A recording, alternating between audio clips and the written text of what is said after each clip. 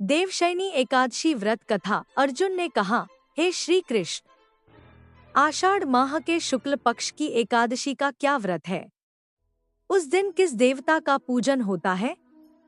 उसका क्या विधान है? कृपा कर यह सब विस्तार पूर्वक बताएं।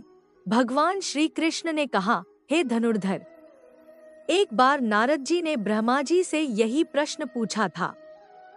तब ब्रह्मा जी ने कहा कि नारद, तुमने कलियुग में प्राणी मात्र के उद्धार के लिए सबसे श्रेष्ठ प्रश्न पूछा है, क्योंकि एकादशी का व्रत सब व्रतों में उत्तम होता है।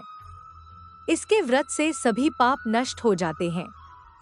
इस एकादशी का नाम देवशयनी एकादशी है। यह व्रत करने से भगवान विष्णु प्रसन्न होते हैं।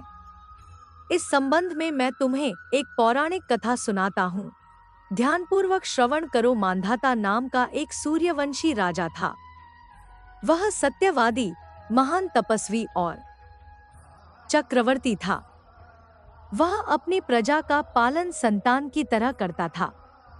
उसकी सारी प्रजा धन धान्य से परिपूर्ण थी और सुखपूर्वक जीवन यापन कर रही थी। उसके राज्य में कभी अकाल नहीं पड़ता था, कभी किसी प्रकार की प्राकृतिक आपदा नहीं आती थी। परंतु न जाने उससे देव क्यों रुष्ट हो गए। न मालूम राजा से क्या भूल हो गई कि एक बार उसके राज्य में जबरदस्त अकाल पड़ गया और प्रजा अन्न की कमी के कारण अत्यंत दुखी रहने लगी। राज्य में यज्ञ होने बंद हो गए।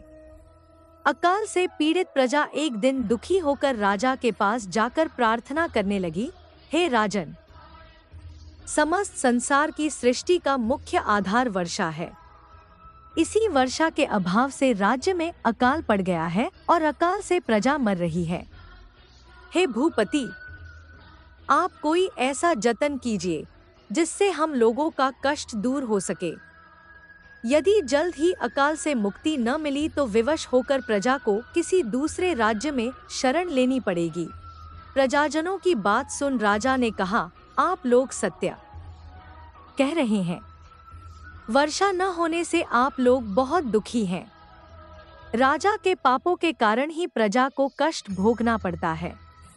मैं बहुत सोच विचार कर रहा हूँ, फिर भी मुझे अपना कोई दोष दिखलाई नहीं दे रहा है। आप लोगों के कष्ट को दूर करने के लिए मैं बहुत उपाय कर रहा हूँ, परंतु आप चिंतित न हो, मैं इसका कोई न कोई उपाय अवश्य ही करूँगा। राजा के वचनों को सुन प्रजाजन चले गए। राजा मांधाता भगवान की पूजा कर कुछ विशिष्ट व्यक्तियों को साथ लेकर वन को चल दिया। वहां वह ऋषि मुनियों के आश्रमों में घूमते घूमते अंत में ब्रह्मा जी के मानस पुत्र अंगिरा ऋषि के आश्रम पर पहुंच गया। रथ से उतरकर राजा आश्रम में चला गया। वहां ऋषि अभी नित्य कर्म से निवृत्त ही हुए थे कि राजा ने उनके सम्मुख पहुंचकर उन्हें प्रणाम किया। ऋषि ने राजा को आशीर्वाद दिया, फिर पूछा, हे राजन, आप इस स्थान पर किस प्रयोजन से पधारे हैं, सो कहिए। राजा ने कहा, हे महर्षि, मेरे राज्य में 3 वर्ष से वर्षा नहीं हो रही है। इससे अकाल पड़ गया है और प्रजा कष्ट भोग रही है। राजा के पापों के प्रभाव से ही प्रजा को कष्ट मिलता है, ऐसा शास्त्रों में लिखा है।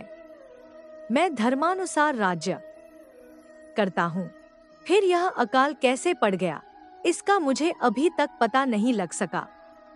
अब मैं आपके पास इसी संदेह की निवृत्ति के लिए आया हूँ। आप कृपा कर मेरी इस समस्या का निवारण कर मेरी प्रजा के कष्ट को दूर करने के लिए कोई उपाय बतलाइए। सब वृत्तांत सुनने के बाद ऋषि ने कहा, हे नृपति, इस सतयुग में धर्म के चारों चरण सम्मिलित हैं। यह युग सभी युगों में उत्तम है। इस युग में केवल ब्राह्मणों को ही तप करने तथा वेद पढ़ने का अधिकार है, किंतु आपके राज्य में एक शूद्र तप कर रहा है।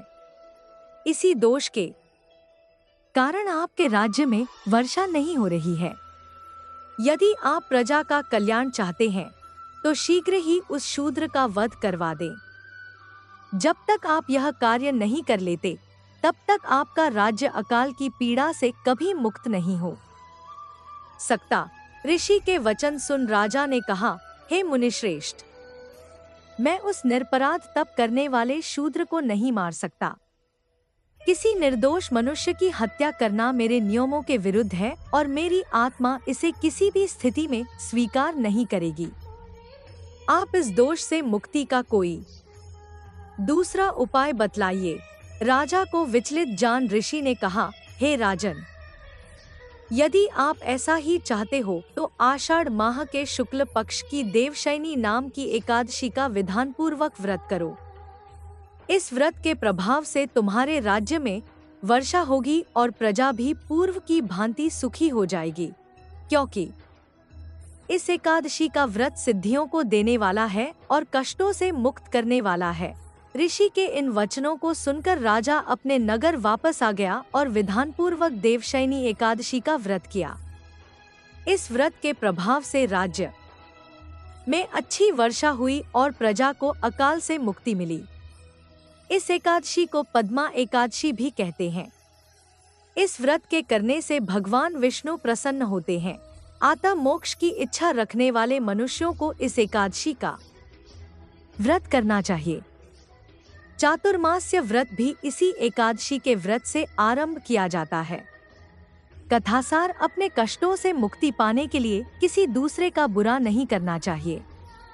अपनी शक्ति से और भगवान पर पूरी श्रद्धा और आस्था रखकर संतों के कथनानुसार सत्कर्म करने से बड़े बड़े कष्टों से सहज ही मुक्ति मिल जाती है।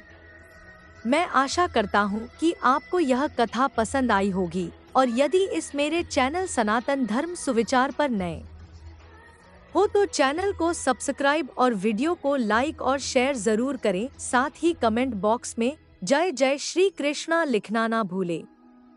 धन्यवाद।